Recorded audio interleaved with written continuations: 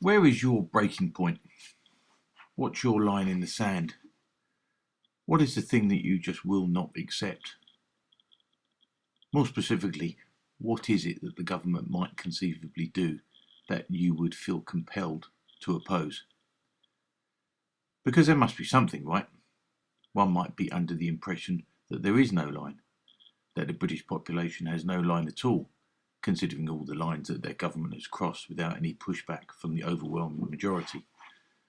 Certainly that's what the British government believes, and you can hardly blame them, since the British public, descendants as they may be of the generation that faced down the Nazis, rolled over without a peep and offered up their own children for an experimental medical procedure with no long-term safety data. No, the British government believes that the British population has no fight in them at all. That's the result of 75 years of peace and prosperity. Those apples have fallen a long, long way from the tree. But in a sense, and maybe I'm being a trifle unfair here, the Brits, like all previously free people, have yet to realise that they are under attack.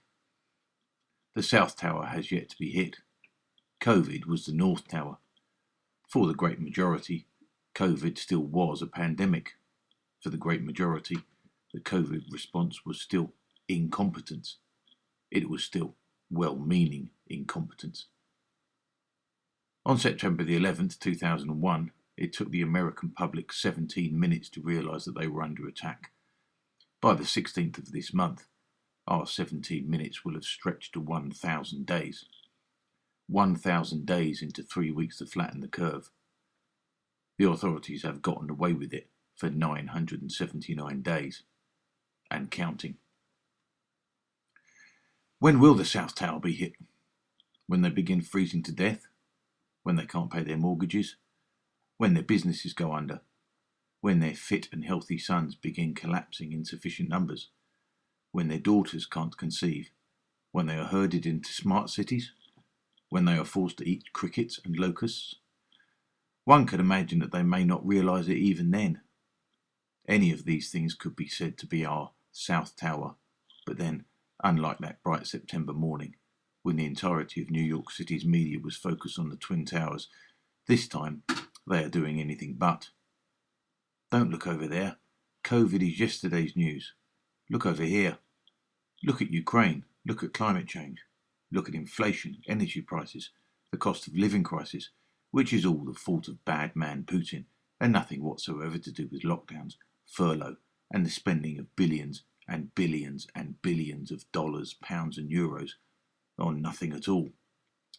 Look at racism at the palace, because we always need to look at racism, and whatever you do, keep focused on a prince way out of his ethical depth and his beautiful but stupid and spiteful American wife.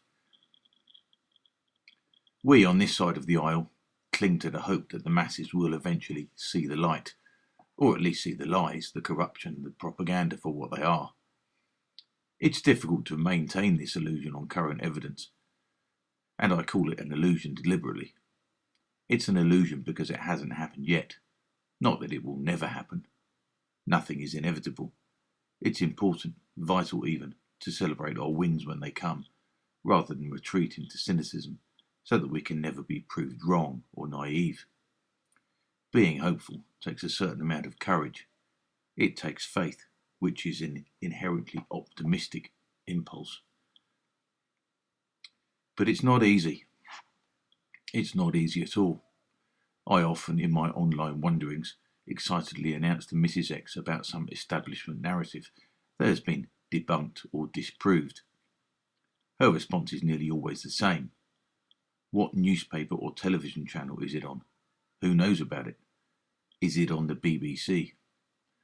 Her point being that no matter what proof is revealed, if it's not broadcast to the normies, it makes little difference. The Hunter Biden laptop story is a perfect case in point. So this is a question not of truth versus lies, but merely of reach.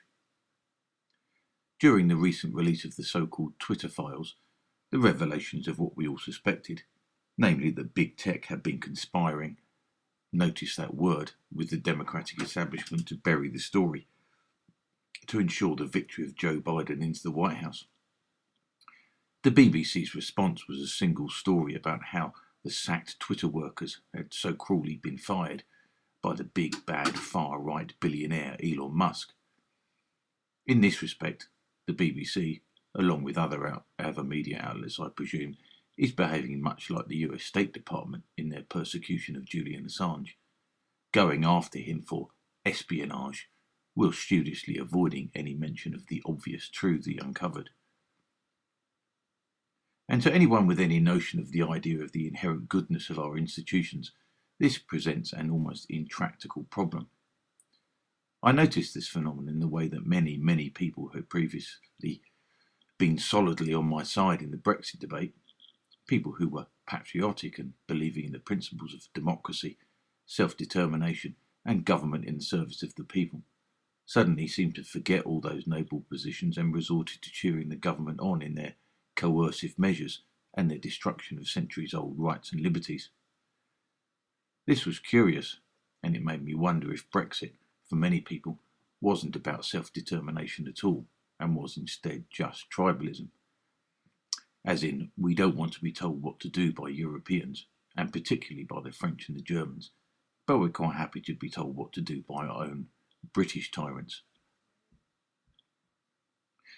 Because the distrust of the institutions of the European Union, which was, in my view, justified, seems to have been replaced by trust in British institutions, a trust which is, conversely, in my view, wholly unjustified. People, I'm afraid, seem to have felt that escaping the clutches of the EU would naturally lead to some idyllic form of benign government in our green and pleasant land.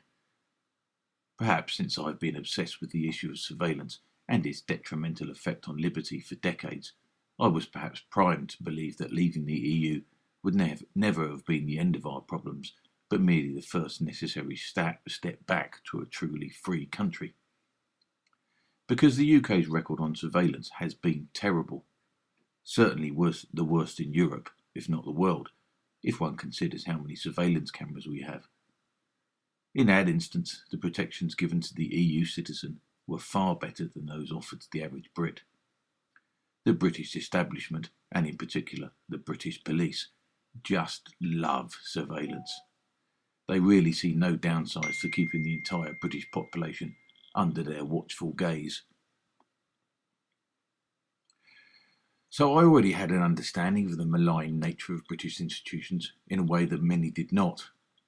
And if you're a normal person, rather than a paranoid anti-surveillance obsessive like me, you would probably still harbour some rather old-fashioned notions that the institutions were basically good, and that they were staffed with good people just trying to do their best. I can understand why people might believe that, and more importantly, why they would want to.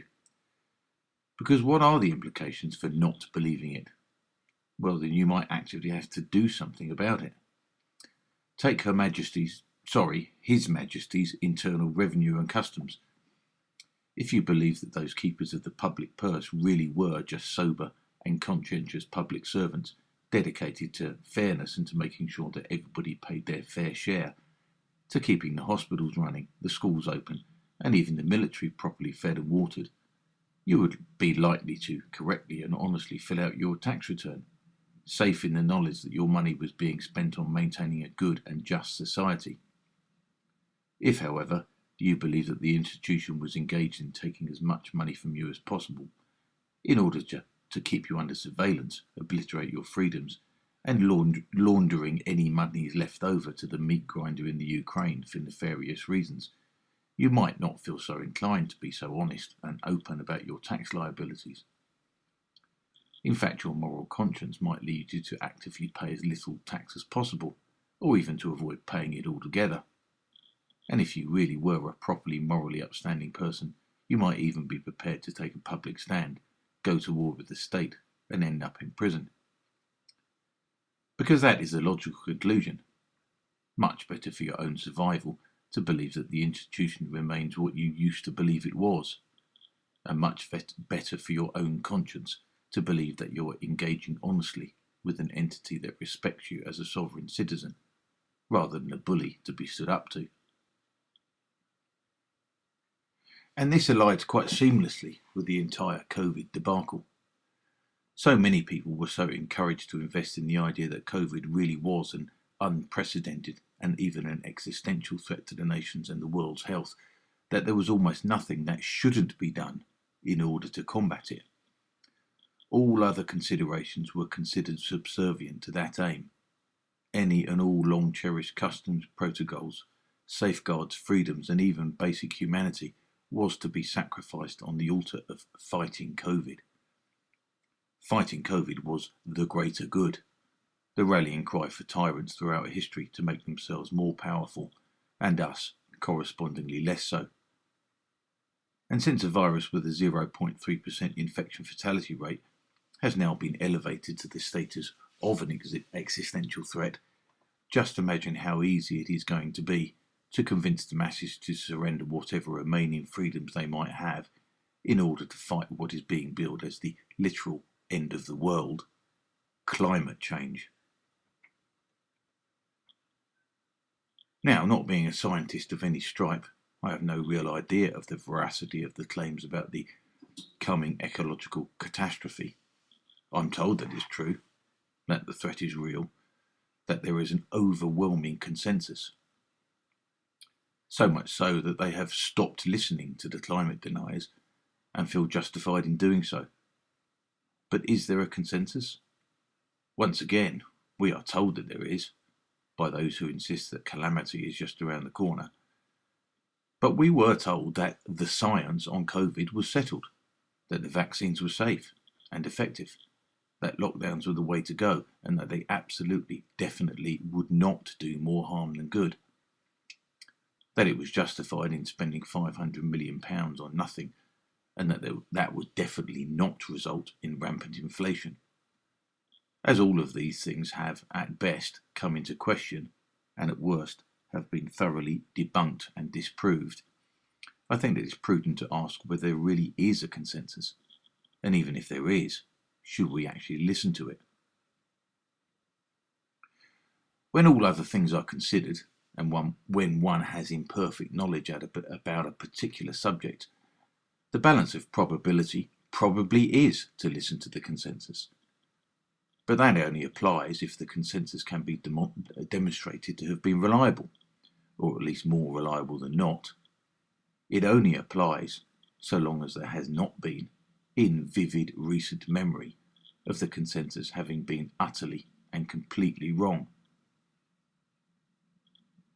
And it is understandable to question that consensus when it has been revealed that there has been widespread collusion between the policymakers of government and those charged with disseminating the message of the policymakers, the print and broadcast media.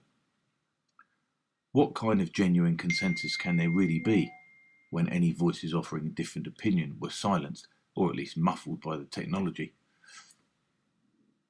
It's a difficult thing, I imagine, for those for whom the BBC was the trusted source, to believe that it has become nothing more than a propaganda arm of the government and that the pharmaceutical companies. The BBC was one of the most trusted, perhaps the most trusted of all Britain's institutions. It wasn't long ago that I trusted it, and was even proud of it. But for those who consume nothing but the BBC and similar media, it's difficult to accept that it is not what it used to be, nor what it still proclaims itself to be. And I imagine that is similar to how one might feel when one's husband or wife, after 20 years of comfortable and placid marriage, announces that they just don't love them anymore, or perhaps never did. It's no wonder they do not want to accept it. For such people, nothing less than photographic proof of infidelity will change their mind. And that's where we come in. We must be the sleazy, snooping private eye digging up the dirt. We must be the merchants of misery, the harbingers of bad news, the shatterers of illusions. But there is a better reality on the other side of this. There is better news that follows. The reason I think that so many people are reluctant to accept a new reality is that they cannot imagine supporting something that has the potential to make irrelevant and to degrade everything that they previously held dear. That's a scary leap to make, but it's not nearly so scary if it can be demonstrated that there is something else, something more honest and genuine, and something that they can get behind and support wholeheartedly, that can replace their previously held convictions. And not only that, but that it can and should be something that more accurately reflects their own previously stated opinions. For instance, most normal people say that they believe in democracy, and for them, democracy is inextricably linked to our parliamentary democracy and that huge Gothic edifice on the north side of the Thames by Westminster Bridge. But we, of course, know that there is very, very little that goes on in there that could ever be described as democratic. It's a closed shop, captured by financial interests and the prestige ambitions of the individuals within. As George Carlin so eloquently put it, it's a big club, and you ain't in it. But if we can demonstrate and illuminate with argument that a genuine democracy is possible, but without those vultures in Southwest 1, we should be able to divest the normies of their attachment to the fake pomp and circumstance of Parliament. It's the institutions that are rotten, not the principles. It's the state that has decayed, not the country. And the country is absolutely not the state. And there is another thing to be remembered here, something that was brought to my attention by a friend of mine. This friend, Rob, is a teacher at a very large secondary school somewhere in the Midlands, and he was recently interviewed on the Richie Allen radio show. I'll leave a link in the description. And they talked about all the nefarious crap that is being taught to children these days, much of it by what Rob describes as Marxist activists masquerading as secondary school teachers. And this stuff is quite, shall we say, complex. There are ideologies involved, not just of Marxism, but of contentious stuff that is asserted without argument as a way of framing a particular subject. Take a look at this rape culture pyramid, where students are encouraged to start a conversation about consent. As you can see, quite innocuous teenage boy stuff like boys will be boys, whistling and catcalling, are mixed in with unacceptable things like victim blaming and unsolicited dick pics. The suspicion is that this is deliberate in order to prevent boys from doing anything remotely masculine, in order to preclude the possibility of doing anything unacceptable. And apart from anything else, and I think this is an educational matter, Rob, why are we now calling it catcalling? When did we stop calling it by its British name of wolf whistling? This is not only linguistic laziness by using an American term, which offends my British sensibilities, but it is also more indicative of where this kind of shit originated, almost certainly the same place that critical race theory came from. As you can see, the apex of the pyramid, which one unavoidably gets to, so the implication goes, as soon as you allow a teenage boy to show his awkward interest in an attractive teenage girl by wolf whistling at her as she goes by. Interesting to note that gang rape is at the very top, above even murder. Interesting when you consider that these types were utterly silent on the real, genuine and documented rape gangs of South Yorkshire and elsewhere, but were out in force when highlighting the tragic murder of Sarah Everard. But as disturbing as this stuff is, the point Rob makes at the end of the chat with Richie is that these seemingly confident and even strident commissars are actually as weak as piss. If you stand up to them, Rob says, they just buckle. And that is something worth remembering. These people are only powerful if we think they are. The only power they have is that they believe the law will back them up. And initially, that is often the case. But what is probably more to the point is that they believe that the culture will back them up. Unchallenged, culture is 9/10 of the law. But challenge it, and you will invariably find that, since it has no foundation to stand on, no foundation in culture, in ethics, or even in law, it will not only buckle, but will dissolve in the wind. As I keep saying, we don't have to be courageous. We just have to not be completely cowardly. Even if we had observed the original 21 days, ostensibly to slow the spread, as I and many others did, but refused point blank to extend that even for another 24 hours, we might have only had 21 days of restrictions, rather than the 1,000 that still afflict some jurisdictions in the world. And the chance of another 1,000, and another, and another, will have been made almost impossible. But we gave them their inch, and they took their mile. So, comrades and friends, not another inch. Not another fucking inch.